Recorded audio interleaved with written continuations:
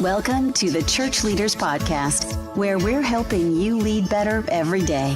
And now, here's your host. Welcome to this week's episode of the Church Leaders Podcast. I'm Jason Day, your host, and today we visit with Steve Adams. Steve serves as the children's pastor at Saddleback Church in California, and for over 25 years, Steve has mentored children's ministry leaders all over the world. Currently, he leads a dynamic staff who serves 7 California campuses and 3 international campuses. Today, Steve shares with us some very important leadership insights, including developing strong relationships between lead pastors and staff pastors, and diffusing landmines when leading through change. So we invite you to join us and listen in on our conversation. Steve, it's such a joy to have you with us on today's podcast. Welcome to Church Leaders. Well, thanks, Jason. It's an honor to be with you. Your new book, Children's Ministry on Purpose, is chock full of biblical and practical ways to approach ministering to children and to their families. And as I've been reading through it, it's a really solid approach to being effective when it comes to leading children toward what you call true spiritual health. What I really appreciate about the book is that not only do you really key in on a lot of the nuts and bolts of children's ministry, but this really is, Steve, a leadership book. I mean, you tackle some really important leadership topics that really apply to anyone who's in ministry leadership. I mean, you look at things like developing volunteers, what it means to become a leader people will follow, what it means to lead through change and how to effectively lead through change. And one of the things that you say is that good leaders are good followers. Can you take a few minutes to explain what you mean by that, specifically in terms of serving on a ministry staff at church? Sure. There are some individuals who think that if you have a certain title or a certain position in the church, that you're almost it's almost like you have immunity from being held accountable to follow leadership. You know, if because you're a pastor or a senior pastor, of course you have people you're accountable to. Of course, if you're a youth, a children's, a music pastor, you have people that you're accountable to. But anybody that's leading in the local church, you have individuals who are following you.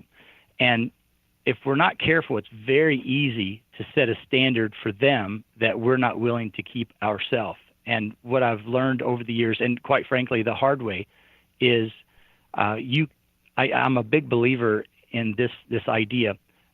You can't really become the leader that God intends you to be until you first become the follower that God wants you to be.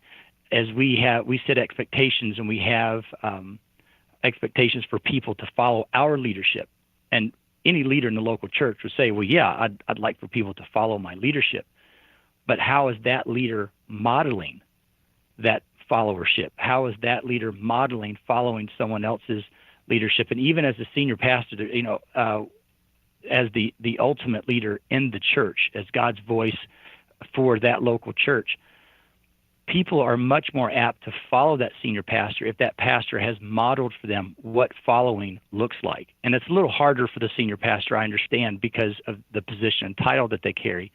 But for me, as a children's pastor, if I can't follow Pastor Rick's leading, even if he is given a directive that maybe I don't agree with, maybe I don't think that we should start or launch what he wants to do. Maybe I don't think that the idea that he's given us is a good one, but it makes no difference. He's the senior pastor of this church, and my responsibility is to follow him and then to align with his vision. But how can I expect the people who are following me to align themselves with me if I'm not first willing to do it with my pastor? So it's the seed sowing principle at work. You know, you will reap what you sow. And if I want people to follow my leadership, then I have to model that by authentically following my pastor's leadership. And I just don't think a leader can ever really develop the qualities of leadership that he or she needs until they first learn how to follow. That's good. As you're saying that, I'm thinking, you know, they're probably, you know, I know this for a fact, that they're staff pastors, children's pastors, youth pastors, worship leaders, whatever, that are in kind of maybe that place that you kind of spoke about, that they're in a place where they don't feel really in line with the direction or the leadership that their lead pastor is taking. They're kind of wrestling with that.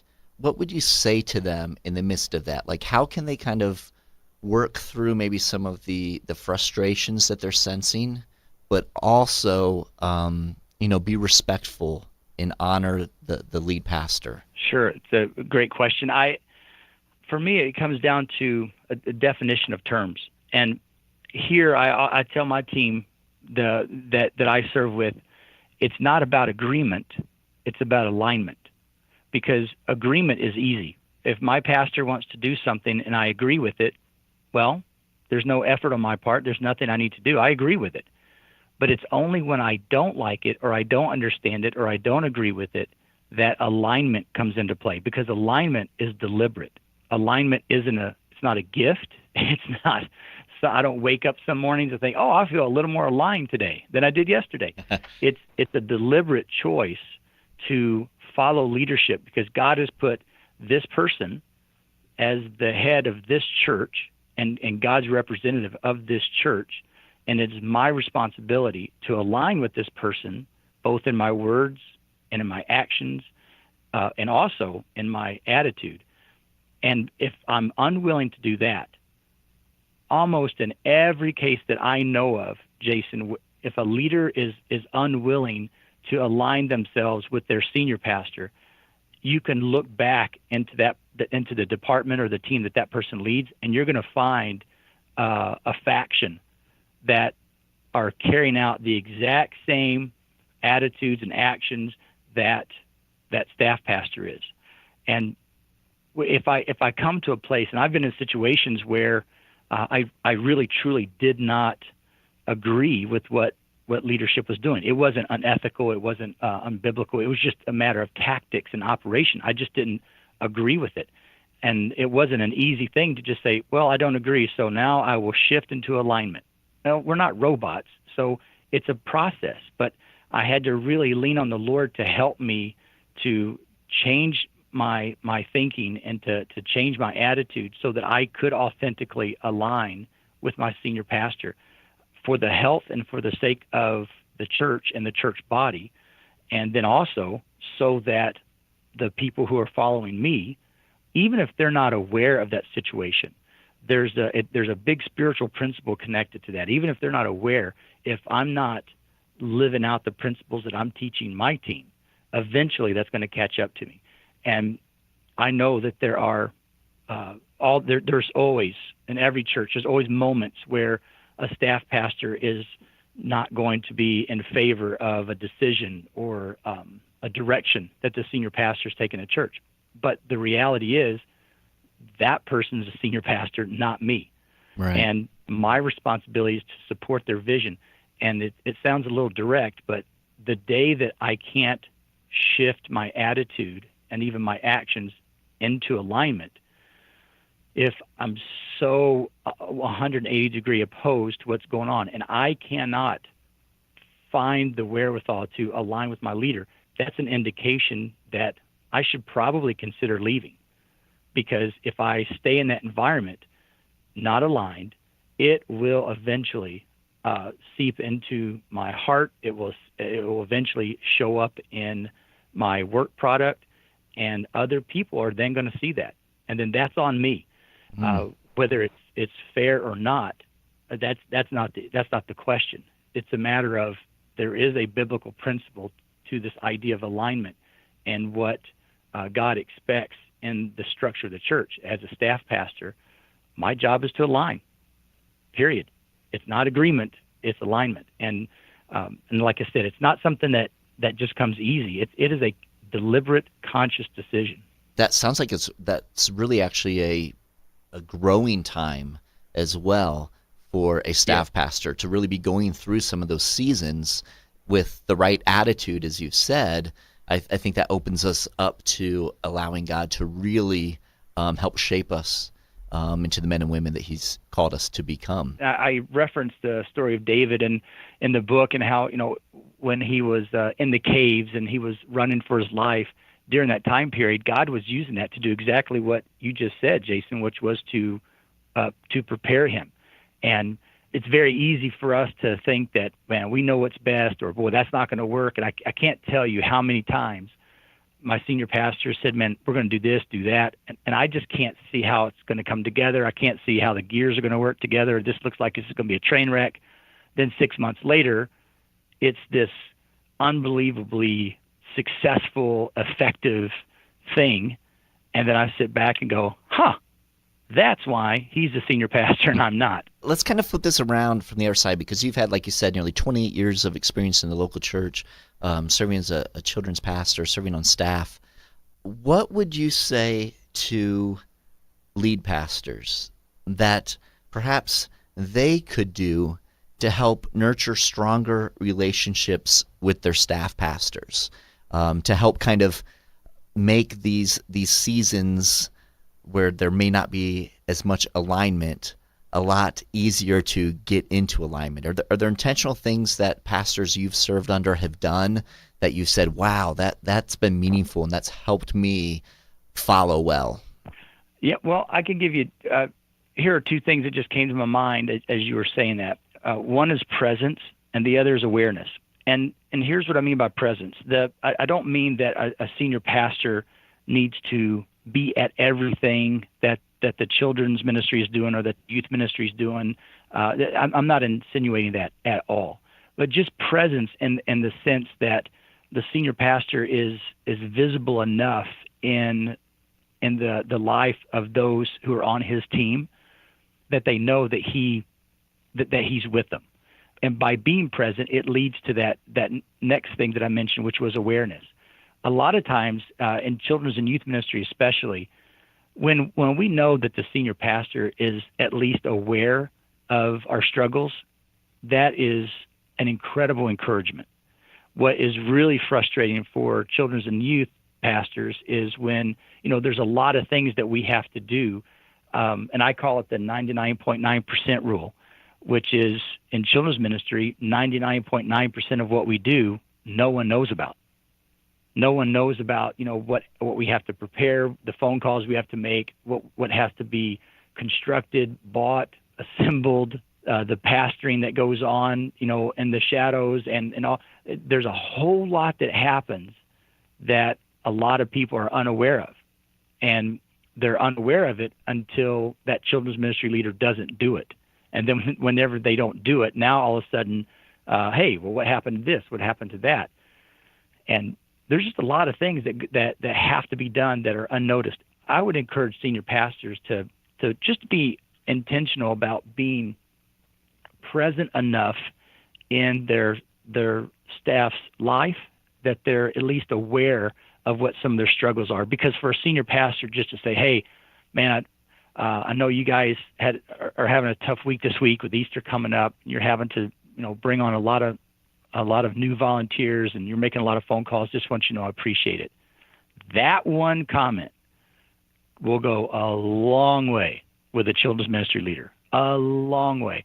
And so if a senior pastor just has enough presence in their life to be aware of some of the struggles or some of the victories, some of the challenges in front of them, it builds a lot of strength, a lot of unity, and it creates a great sense of loyalty with that staff. Yeah, I imagine that's powerful. Just being able to speak into their lives and let them know that that staff pastor isn't just kind of out there on their own, but like you said, that lead pastor's there for them and has got their back, and is attuned and aware, as you said, to some of the struggles and challenges and some of the things that they've been facing and working through in serving the church. So I think that's great advice for our lead pastors. And see, even with the lead pastors, that and you know this firsthand, of all the things that you have to carry in the course of the week, and yet most of the people are evaluating you based on a 40-minute message. Right. Yet they don't understand the hours and hours and days of all the other things connected to what a senior pastor has to do and the huge weight that they have to carry. And even with the staff pastors, when a senior pastor, is present enough to just be aware of what's going on, that even helps the staff pastor to even be more conscious of the fact, man, my senior pastor's busy, yet he came over here today to say, hey guys, I appreciate what you're doing. It just goes a really long way, and it really helps to build a strong sense of continuity between the two. What would you say to a lead pastor who maybe the situation they're in, they're at an average church here in North America, and they don't have all the resources to have a large staff. They may not even be able to have a children's pastor, a trained children's pastor who is part of their staff, but they're working with volunteers.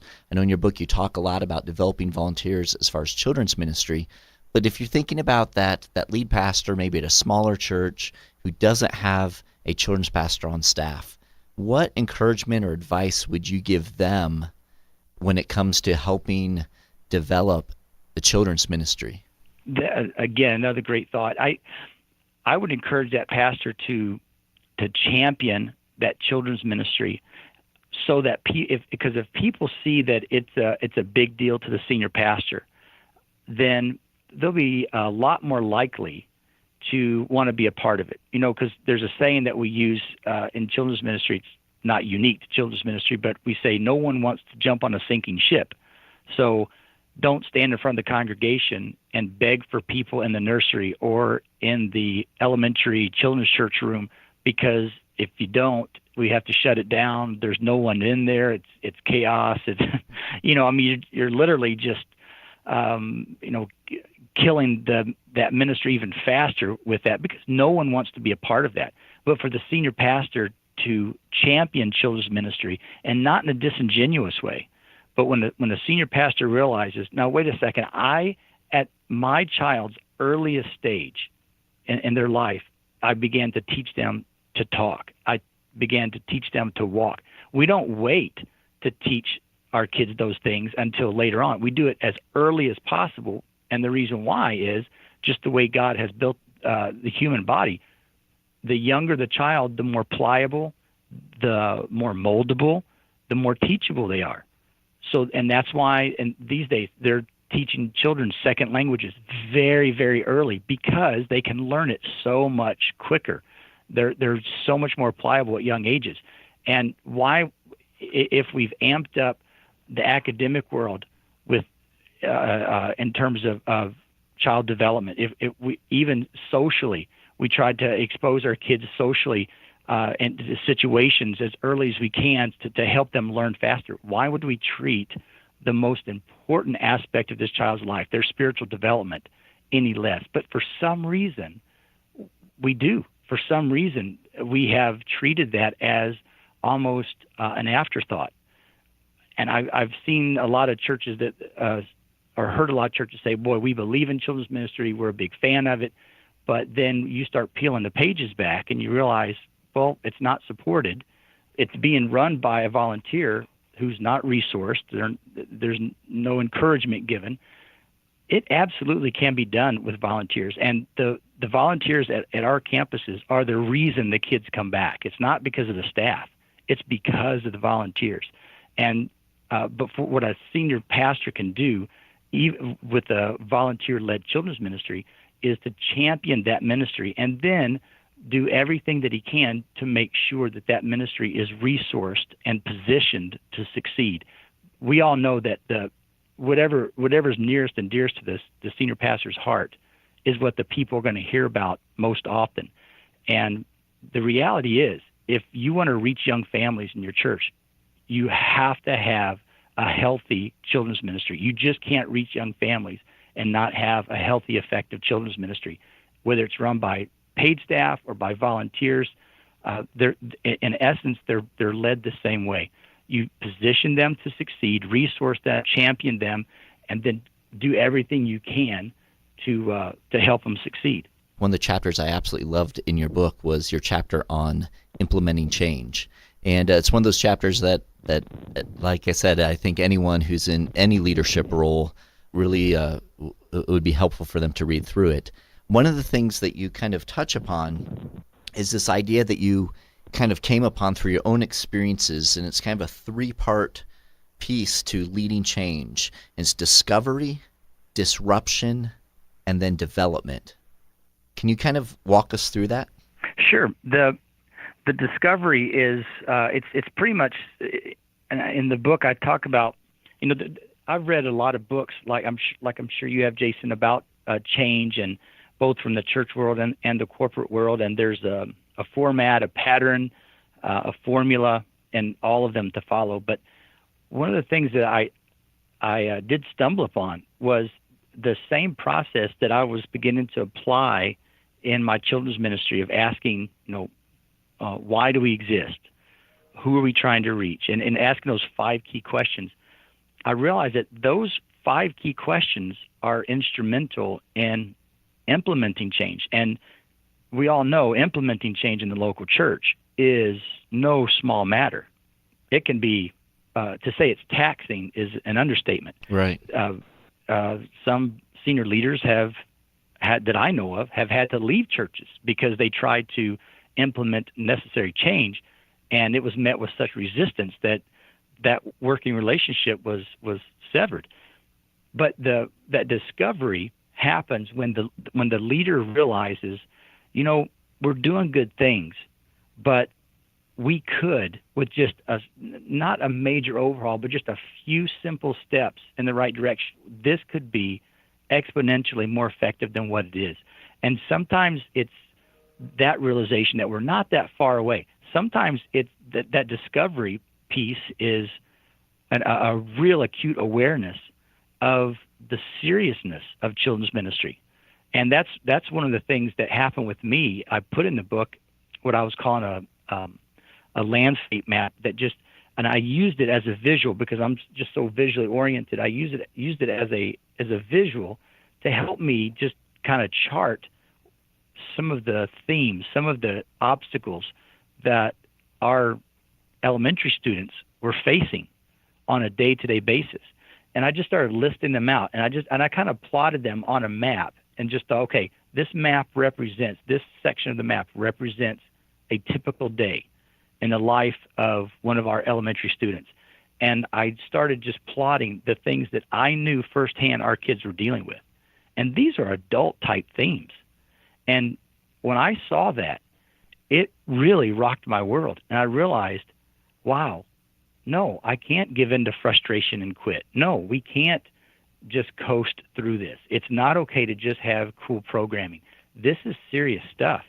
And that sense of discovery really pushed to that next level, which is that disruption, where at some point there has to be a disruption between what has been and what could be.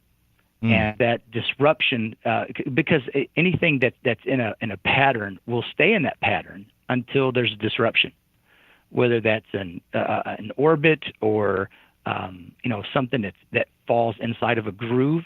It will stay in that pattern until it's disrupted.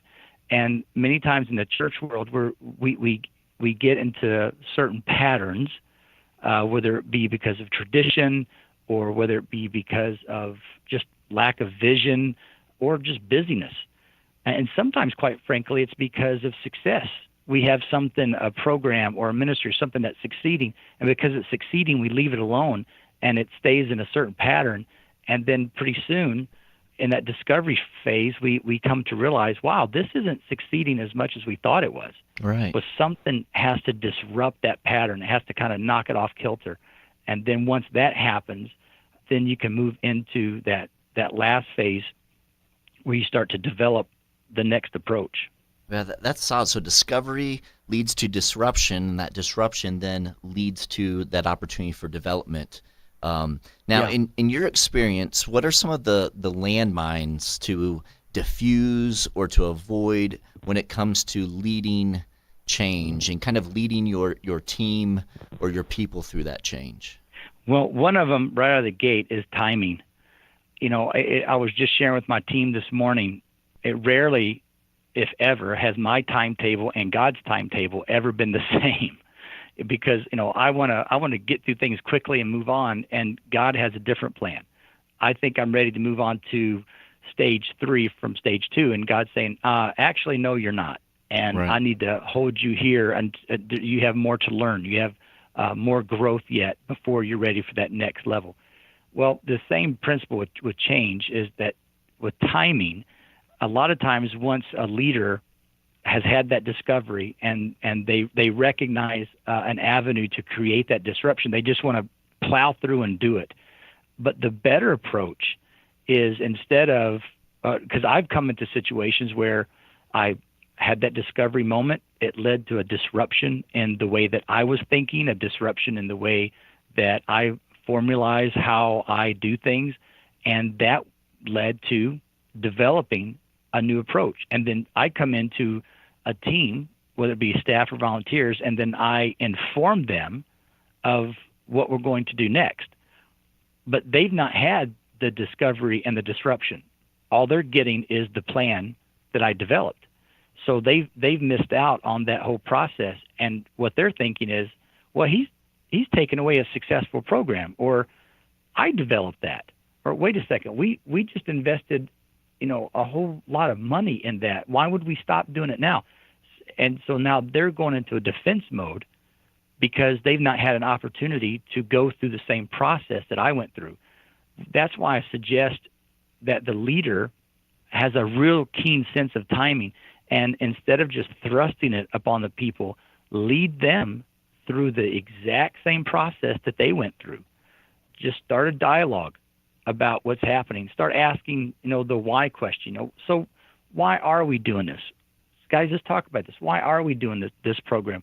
And a lot of times you just start that dialogue, and people will take you right to that next point just in the conversation, because I've seen it happen. I've seen it happen in circles I've been in, where we start saying, well, guys, why do we do this event? Because for me to come in and just kill the event, it's a sacred cow. Well, now I've got a fight on my hands. Well, instead of doing that, I come in and we just start talking about why we're doing it. Let's talk about the purpose behind it, guys, and what we hope to accomplish. And just in those discoveries, a lot of times the conversation will go right to, well, you know what? It really isn't doing what it used to do. No, it's not. Well, let's talk that through. What do you guys think? What do you think we should do? What would be a good reason for investing in this event? And then it moves right from there, to the audience. From there, it moves to the, how are we going to do it? And then to the what. So it's a beautiful journey, but it just simply takes time. And I think one of the key elements is, once a leader has come to that discovery and disruption stage, and now they've already started developing that new approach, it's smart at that point to pause and then go back to the team or to your people and start leading them down that very same journey. That is so good, because I think oftentimes what we might think of as pastors is that, our role is, to hash through the discovery, disruption, all of that fun stuff. And then we've got almost kind of this finished idea that we then present. And as leaders, we present that and we kind of help people to buy into that idea, and then we try to run with it. But really what you're saying is that as we personally have processed through that, then we need to pause and not just throw that new development out there and try to get everyone to buy in, but really we need to help them walk through that process. We need to take them through the discovery, through the disruption, so that they can sense it, so they can feel it and have kind of the emotion that you've already gone through as a leader, that they can experience those same feelings and wrestle with those same questions, so that development then becomes really a part of their journey and not just something that we've somehow imposed upon them, right? Exactly. And you just said the key thing, something that we've imposed upon them. If they're walking that journey with us, then it's not us taking something from them, or it's not us imposing something on them. It's together. We together walk through this. We formulated this. We came to these conclusions together. And what I've also discovered is, by doing that, there have been many times where I thought I had the development side dialed in, but in those conversations and in that dialogue, discovered that the better idea, the better development came from the group, not from me. What I thought was going to be the game plan, a better game plan, came out of those conversations as everyone's hearts and minds began to align towards a common objective, and then incredible ideas surfaced that were so much better than the ideas that I had. And that's when it becomes a real true win for everyone. That's one of the beautiful things about God, ministering to us and engaging us through a community, is that we have those other voices to help bring things up that we might not see as leaders ourselves. I can see how powerful that is. That's excellent. Now, what if you're in a position where you're not really the decision maker, but you see the need for change? How do you kind of help usher in that change? Are there ways that you can do that?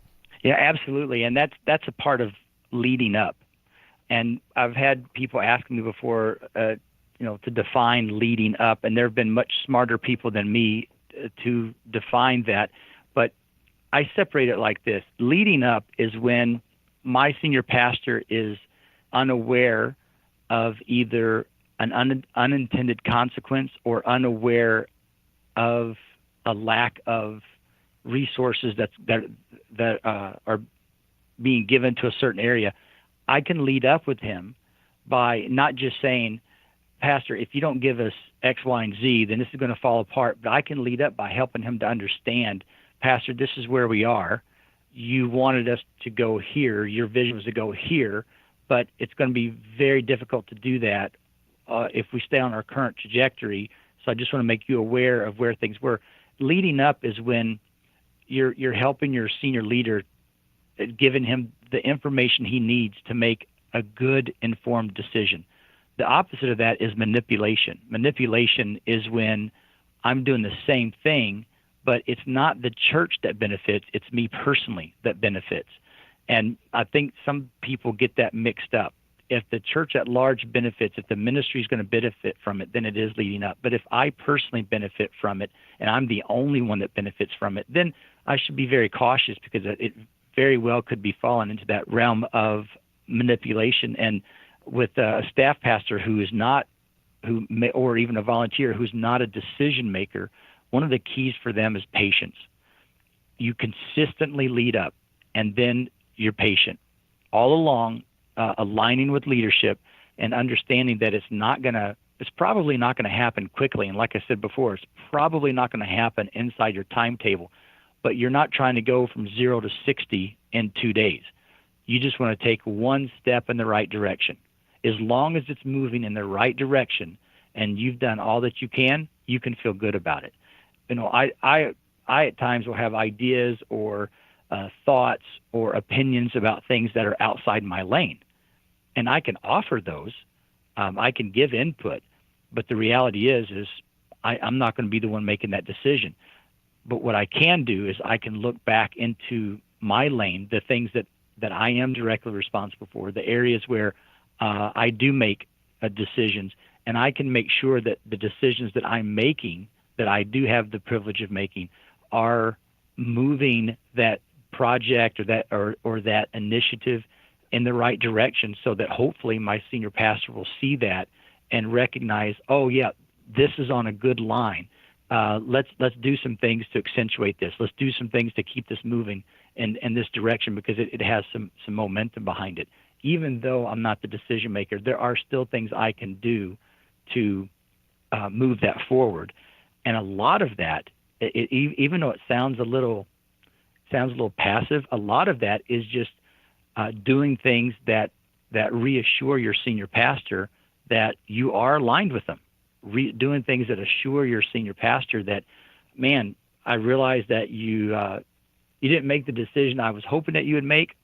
That's your opportunity to show that you're aligned. That's going to build confidence in your senior leader for those other moments when you do need to lead up to him and give him what he needs to make a good, informed decision. So patience, I think I went a long way to say, when you're not a decision maker, patience is the key. Yeah, that's good. And it sounds like you're even saying that part of that patience is kind of going back to that discovery process. In a way, you're trying to help invite that leader who is above you to kind of maybe start discovering some of these things that you're seeing or you're sensing that they may not have yet discovered themselves. Absolutely. Absolutely. Excellent, Steve. Well, I certainly appreciate you taking time to be with us, and I know that our listeners are going to gain some great insights from you in regard to leadership and just kind of generally. I mean, there's just some great things. And again, Children's Ministry on Purpose is your new book, and it's written for children's ministers. But there's so many rich things that we've even explored today in today's episode in regard to leadership generally that I think are very, very valuable. And I just certainly thank you for sharing those with our people today. Thanks, Jason. I've enjoyed the conversation. Hey, Steve, if people want to connect with you, how can they best connect with you? Well, there are two ways. We have I have a blog called More Than Puppets. It's morethanpuppets.com. There's a place there where they can connect with me, and also a website that offers some supplemental material to the book. That's children'sministryonpurpose.com.